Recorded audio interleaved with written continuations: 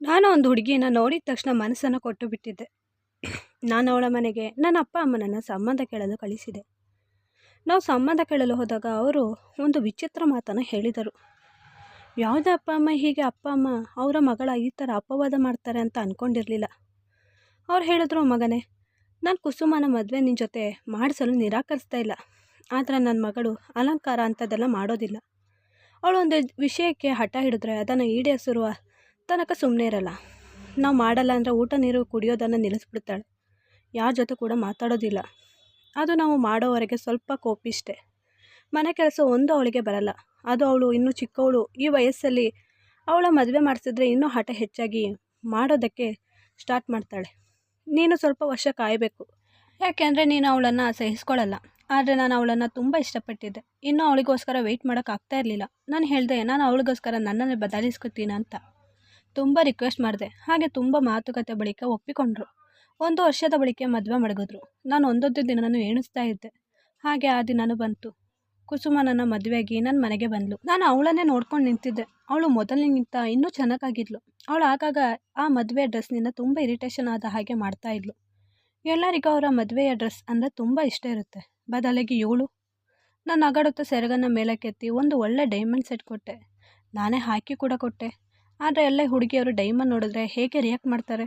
ಆದರೆ ಇವಳ ಮುಖದಲ್ಲಿ ಅಂಥ ರಿಯಾಕ್ಷನ್ ಏನೂ ಇರಲಿಲ್ಲ. ಬದಲಾಗಿ ನಾನು ಹೇಗಿದೆ ಅಂದಾಗ, ಹಾಂ ಚೆನ್ನಾಗೇನೋ ಇದೆ ಅಂತ ಹೇಳಿ, ನನಗೆ ನಿಮ್ಮನ್ನೇ ಇಷ್ಟ, ಇದರ ಮೇಲೆಲ್ಲ ನನಗೆ ಅಷ್ಟು ಇಷ್ಟ ಇಲ್ಲ, ಮೊದಲು ನಾನು ಚೇಂಜ್ ಮಾಡಿ ಬರ್ತೀನಿ ಅಂತ ಹೇಳಿ ಹೋಗಿ ಒಂದು ಹಳೆಯ ಬಟ್ಟೆ ಹಾಕ್ಕೊಂಬಂದ್ಲು. ದೇವರಿಗೆ ಕೈ ಮುಗಿದು ಹೋಗಿ ಮಲ್ಕೊಂಡ್ಳು. ನನಗೆ ಅದನ್ನು ನೋಡಿ ತುಂಬ ಕೋಪ ಬಂತು. ಆದರೆ ನನ್ನ ಮುಖದಲ್ಲಿ ನಾರ್ಮಲ್ ಇರೋ ಹಾಗೆ ಇದ್ದೆ. ಸದ್ಯ ಈಗ ಸಮಾಧಾನ ಆಯಿತು ಅಂತ ಹೇಳಿ ಮಲ್ಕೊಂಡ್ಳು. ನಾನು ಅಂದ್ಕೊಂಡೆ ಇವಳ ಜೊತೆ ಮದುವೆಯಾಗಿ ಎಲ್ಲಾದರೂ ತಪ್ಪು ಮಾಡಿಬಿಟ್ನಾ ಅಂತ. ನಾನು ಮಲ್ಕೊಂಡೆ, ಏನೆಲ್ಲ ಅಂದ್ಕೊಂಡೆ. ಆದರೆ ಅವತ್ತು ಮಾರನೇ ದಿನ ಎದ್ದು ನೋಡಿದಾಗ ಅದೇ ಬಟ್ಟೆಯಲ್ಲಿ ಓಡಾಡ್ತಾ ಇದ್ಲು. ಅಮ್ಮ ಬಂದು, ಇದೇನೋ ಈ ಸ್ಥಿತಿಯಲ್ಲಿ ಓಡಾಡ್ತಾ ಇದ್ದಾಳೆ, ಅದು ಮದುಮಗಳು ಅಂತ ಹೇಳಿ ಕೋಪ ಮಾಡಿದ್ರು. ಇವತ್ತೆಲ್ಲರೂ ಉಳಿದಿದ್ರು. ಇವತ್ತಿಲ್ಲಿ ರಿಸೆಪ್ಷನ್ ಇತ್ತು. ನಾನು ಅವಳನ್ನು ಕರೆದು, ಏನು ಹೀಗಿದೆಯಲ್ಲ, ಸ್ವಲ್ಪ ಒಳ್ಳೆ ಡ್ರೆಸ್ ಹಾಕ್ಕೊಂಡು ಸ್ವಲ್ಪ ತಲೆಯೆಲ್ಲ ಬಾಚಿರೋದಲ್ವಾ, ನೀನು ಎಷ್ಟು ಚೆನ್ನಾಗಿದೆಯಾ, ಹಾಗಿದ್ಮೇಲೆ ಹೀಗಿದ್ದು ಒಳ್ಳೆ ಹೇಗೆ ಕಾಣಿಸ್ತಾ ಇದೆಯಾ ಗೊತ್ತಾ ಅಂತ ಹೇಳಿದೆ. ನನ್ನ ಸಮಾಧಾನಕ್ಕೆ ಸ್ವಲ್ಪ ತಲೆ ಮಾತ್ರ ಬಾಚಿಕೊಂಡು ಮತ್ತೆ ಹಾಗೆ ಹೊಟ್ಟೋದ್ಲು. ನಾನು ಅಯ್ಯೋ ದೇವ್ರೆ ಅಂತ ತಲೆಗೆ ಕೈ ಮಡಗಿ ಕೂತ್ಕೊಂಡೆ. ಸಂಜೆ ಬಂದಾಗ, ನೋಡು ಇವತ್ತು ರಿಸೆಪ್ಷನ್ಗೆ ಈ ಬಟ್ಟೆ ಹಾಕೋಬೇಕು, ರೆಡಿಯಾದಕ್ಕೆ ಪಾರ್ಲರ್ನಿಂದ ಬರ್ತಾರೆ ಅಂತ ನಾನು ರೆಡಿಯಾಗಿ ಹೋದೆ. ಸ್ಟೇಜಲ್ಲಿ ಬಂದ ಗೆಸ್ಟ್ಗಳ ಹತ್ರ ಮಾತಾಡ್ಕೊಂಡಿದ್ದೆ. ನೋಡ್ತೀನಿ ಕುಸುಮ ಒಳ್ಳೆ ಚೆನ್ನಾಗಿಯೇ ಇಲ್ಲ, ಆ ಬಟ್ಟೆ ಹಾಕ್ಕೊಂಡು ಬಂದ್ಲು. ಸೀದಾ ಬಂದು ಸ್ಟೇಜಲ್ಲಿ ಕೂತ್ಕೊಬಿಟ್ಲು. ಕೇಳಿದಾಗ ನನಗೆ ಇದರಲ್ಲಿ ಕಂಫರ್ಟ್ ಇದೆ ಹಾಗೆ ಅಂತ ಹೇಳಿದ್ಲು. ಅಮ್ಮ ಅಂತೂ ನನಗೆ ಗುರಾಯಿಸಿ ನೋಡ್ತಾ ಇದ್ರು. ಕೊನೆಗೆ ಫಂಕ್ಷನ್ ಮುಗೀತು. ಜನರು ಒಬ್ಬರೊಬ್ಬರು ಒಂದೊಂದು ಮಾತಾಡ್ತಾಯಿದ್ರು. ಅಮ್ಮನಿಗೆ ಇದನ್ನು ಕೇಳಿ ಕೋಪ ನೆತ್ತಿಗೇರಿತು. ಕೊನೆಗೆ ರೂಮಿಗೆ ಬಂದು ಅವಳ ಜೊತೆಗೆ ನನ್ನ ಕೂಡ ಬೈದರು. ಅಮ್ಮ ಹೋದ್ಮೇಲೆ ಅವಳ ಹತ್ರ, ನೋಡು ನೀನು ಚೆನ್ನಾಗಿ ರೆಡಿಯಾಗು, ಈಗೇನೆ ಹೆಣ್ಮಕ್ಳು ಇರ್ತಾರಲ್ಲ ಹಾಗೆ ಇರು. ಇವತ್ತು ಎಷ್ಟು ಅನ್ಕಂಫರ್ಟಬಲ್ ಆಯಿತು ಗೊತ್ತಾ ಎಲ್ಲರ ಮುಂದೆ ನಿನ್ನಿಂದ. ಯಾಕೆ, ಏನು ಪ್ರಾಬ್ಲಮ್ಮು, ಏನು ಬೇಕು ನಿನಗೆ? ಆಗ ಹಾಂ ಆಯಿತು ಸರಿ, ನಾನು ನಿಮಗೆ ಇಷ್ಟ ಆಗೋ ಹಾಗೆ ನೀವು ಹೇಳೋ ಹಾಗೆ ರೆಡಿ ಆಗ್ತೀನಿ. ಆದರೆ ನೀವು ನನಗೆ ವಾರದಲ್ಲಿ 1 ದಿನ ಅಂದರೆ ಸೋಮವಾರ ನನ್ನ ದೇವಸ್ಥಾನಕ್ಕೆ ಕರ್ಕೊಂಡು ಹೋಗಬೇಕು. ಹಾಗಾದರೆ ನಾನು ನೀವು ಹೇಳೋ ಹಾಗೆ ಕೇಳ್ತೀನಿ. ನಾನು ಆಯಿತು ಅಂತ ಒಪ್ಪಿಕೊಂಡೆ.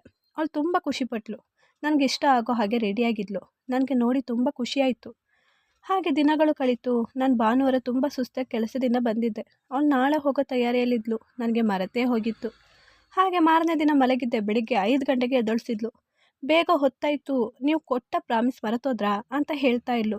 ಹಾಗೆ ಹಾಂ ಇರು, ನಾನು ಹೋಗಿ ಫ್ರೆಶ್ ಆಗಿ ಬರ್ತೀನಿ ಅಂತ ಹೇಳಿ ಹೋದ್ವಿ. ಅದು ಅವಳ ಮನೆ ಹತ್ತಿರ ಇರುವ ದೇವಸ್ಥಾನಕ್ಕೆ ಕರ್ಕೊಂಡು ಹೋದ್ಲು. ಆದರೆ ಹೋಗುವಾಗ ಮದುವೆ ಲೆಹೆಂಗಾ ತಗೊಂಡು ಬ್ಯಾಗಲ್ಲಿ ಮಡಗಿದ್ಲು. ನಾನು ಏನಾದರೂ ಸರಿ ಮಾಡ್ಸೋಕ್ಕಿರಬೇಕು ಕಾಣಿಸುತ್ತೆ ಅಂತ ಅಂದ್ಕೊಂಡೆ. ನಾನು ಅಲ್ಲಿ ನಿಲ್ಲಿಸಿದಾಗ, ಇರಿ ನೀವು ಕಾರಲ್ಲೇ, ನಾನು 1-2 ಗಂಟೆಯಲ್ಲಿ ಬರ್ತೀನಿ ಅಂತ ಹೇಳಿ ಆ ಬ್ಯಾಗನ್ನು ತಗೊಂಡು ಹೋದ್ಲು. ಅವಳು ಹೋದ ತಕ್ಷಣ ಅವಳ ಹಿಂದೆ ಒಬ್ಬ ಹುಡುಗ ನಿಂತಿದ್ದ. ಅವಳ ಹಿಂದೆನೇ ಹೋದ. ನನಗೆ ಅನಿಸ್ತಾ ಇತ್ತು ಅವಳು ಬರೋ ಕಾತರದಲ್ಲಿ ಇರೋ ಹಾಗೆ. ನಾನು ಸುಮ್ಮನೆ ಆದರೂ ಅವಳು ಹೋದವಳು 12 ಗಂಟೆ ಆದರೂ ಬಂದಿಲ್ಲ. ನಾನು ಕಾತು ಕಾರ್ನಲ್ಲೇ ಮಲಗಿಬಿಟ್ಟಿದ್ದೆ. ನನಗೆ ಹೊತ್ತು ಹೋಗಿದ್ದೆ ಗೊತ್ತೇ ಆಗಲಿಲ್ಲ. ಅವಳು ಬಂದಳು. ಅವಳು ಬರೀ ಕೈಯಲ್ಲಿದ್ಲು. ನಾನು ನಿನ್ನ ಕೈಯಲ್ಲಿದ್ದ ಬ್ಯಾಗಲ್ಲಿ ಅಂದಾಗ ಅದು ಅಲ್ಲಿ ಕೊಟ್ಟುಬಿಟ್ಟೆ ಅಂತ ತುಂಬ ಆರಾಮಾಗಿ ಹೇಳಿದ್ಲು. ನನಗೆ ತುಂಬ ಅಂದರೆ ತುಂಬ ಕೋಪ ಬಂತು. ಏನು, ಅದು ನಿನ್ನ ಮದುವೆ ಲೆಹೆಂಗಾ ಕಣೆ, ನೀನು ಹೇಗೆ ಕೊಟ್ಟೆ? ಅಯ್ಯೋ ಬಿಡಿ, ದೇವರು ನಮಗೆ ಇನ್ನೂ ಚೆನ್ನಾಗಿರೋದು ಕೊಡ್ತಾನೆ ಅಂತ ಹೇಳಿದ್ಲು. ನಾನು ಯಾಕೆ ಇಷ್ಟು ಹೊತ್ತು ಅಂದೆ. ಆಗ ಅದು ಸ್ವಲ್ಪ ಹೊತ್ತು ಆಯಿತು. ಪೂಜೆ ಇತ್ತು ಅಂದ್ಲು. ನಾನು ಇನ್ನೂ ಹೆಚ್ಚಾಗಿ ಪ್ರಶ್ನೆ ಕೇಳೋದು ಸರಿಯಲ್ಲ ಅಂತ ಸುಮ್ಮನೆ ಆದೆ. ಏನು ವಿಚಿತ್ರ ಹುಡುಗಿನೋ ಅಂತ ಅಂದ್ಕೊಂಡೆ ಮನಸ್ಸಲ್ಲಿ. ಮನೆಗೆ ಹೋದ್ವಿ. ಅಲ್ಲಿ ಹೋಗಿ ಅವಳು ಸ್ನಾನ ಮಾಡಿ ಮತ್ತೆ ಮನೆ ಕೆಲಸ ಮಾಡೋಕ್ಕೆ ಸ್ಟಾರ್ಟ್ ಮಾಡಿದ್ಲು. ಹಾಗೆ ದಿನಗಳು ಕಳೀತು. ಭಾನುವಾರ ಬಂತು. ಆಗ ಅವಳು ನಡೀರಿ ನನಗೆ ಲೆಹಂಗಾ ತಗೊಡಿ ಅಂತ ಹೇಳಿದ್ಲು. ನಾನು ಯಾಕೆ ಅಂದೆ. ಅದು ನನಗೆ ಬೇಕು ಅಂದ್ಲು. ನಾನು ಅಂದ್ಕೊಂಡೆ ಅವಳೊಂದು ಲೆಹಂಗಾ ಕೊಟ್ಲಲ್ಲ, ಹಾಗೆ ಇನ್ನೊಂದು ಲೆಹಂಗಾ ತಗೋತಾ ಇರಬೇಕು ಅಂದ್ಕೊಂಡೆ. ಹಾಗೆ ತೆಕ್ಕೊಟ್ಟೆ. ಮಾರನೇ ದಿನ ಬೆಳಿಗ್ಗೆ ಎದ್ದು ರೆಡಿಯಾಗಿ ಅದೇ ಹೊತ್ತಿಗೆ ನನ್ನ ಕೂಗಿದ್ಲು. ನನಗೆ ಇದೊಂದು ತಲೆನೋವಾಗಿಬಿಟ್ಟಿತ್ತು. ಆದರೆ ಕೇಳಲೇಬೇಕಿತ್ತು. ಹೋಗಿ ಫ್ರೆಶ್ ಆಗಿ ಬಂದೆ. ಅವತ್ತು ಹಾಗೆ ನೀವು ಇಲ್ಲೇ ಇರಿ, ನಾನು ಹೋಗಿ ಬರ್ತೀನಿ ಅಂತ ಹೇಳಿದ್ಲು. ಆದರೆ ಅವಳ ಕೈಯಲ್ಲಿ ನೆನ್ನೆ ತೆಗೆದಿದ್ದ ಲೆಹಂಗಾ ಕೂಡ ಇತ್ತು. ಅದನ್ನು ತೆಕ್ಕೊಂಡು ಹೋದ್ಲು. ಅವಳು ಹೋಗೋದನ್ನು ಕಾದು ಮತ್ತೊಂದು ಹುಡುಗ ಅವಳ ಜೊತೆಗೆ ಹಿಂದೆನೇ ಹೋದ. ನನಗೇನೋ ಇದು ಸರಿ ಅನ್ನಿಸ್ತಾ ಇರಲಿಲ್ಲ. ನಾನು ಹಿಂದೆ ಹೋದೆ. ಅವಳು ಹೋದ ಕೂಡಲೇ ಬಾಗಿಲು ಹಾಕ್ಕೊಂಡ್ರು. ಮತ್ತು ಹೋಗಿ ಕಾರ್ನಲ್ಲಿ ಕೂತ್ಕೊಂಡೆ. ಹಾಗೆ ಕೈಯಲ್ಲಿದ್ದ ಲೆಹಂಗಾ ಕೊಟ್ಟು ತುಂಬ ಖುಷಿಯಿಂದ ಬಂದಳು. ಸ್ವಲ್ಪ ಹೊತ್ತು ಆದಮೇಲೆ ನಾನು ಇದೇನೋ ಇದೆ, ಇದನ್ನು ಸರಿಯಾಗಿ ತಿಳ್ಕೊಂಡು ಮತ್ತೆ ಪ್ರಶ್ನೆ ಮಾಡಿದ್ರೆ ಒಳ್ಳೇದೊಳಗೆ ಅಂತ ಅಂದ್ಕೊಂಡೆ. ಏನು ಕೇಳದೆ ಹೋದೆ. ಒಂದು ವಾರ ಆಗೋಕ್ಕೂ ಮುಂಚೆ ಅಲ್ಲಿಗೆ ಹೋದೆ. ಅಲ್ಲಿ ಹೂವು ಮಾರ ಅವರ ಜೊತೆ ಕೇಳಿದೆ, ಯಾವತ್ತು ಸೋಮವಾರ ಹೋಗ್ತಾಳಲ್ಲ ಕುಸುಮ, ಅವಳ ಗೊತ್ತಾ ಅಂತ. ಆಗ ಹಾಂ ಅಮ್ಮ ಗೊತ್ತು, ಅವಳು ಇಲ್ಲಿಗೆ ಯಾಕೆ ಬರ್ತಾಳೆ ಅಂತ ಕೇಳಿದೆ. ಅಷ್ಟೊತ್ತು ಏನು ಮಾಡ್ತಾಳೆ ಇಲ್ಲಿ ಬಂದು ಅಂದಾಗ, ಅದು ಯಾರಿಗೂ ಹೇಳಬೇಡ ಅಂತ ಹೇಳಿದ್ದಾರೆ, ನಾನು ಹೇಳೋದಿಲ್ಲ ಅಂತ ಹೇಳಿದ್ರು.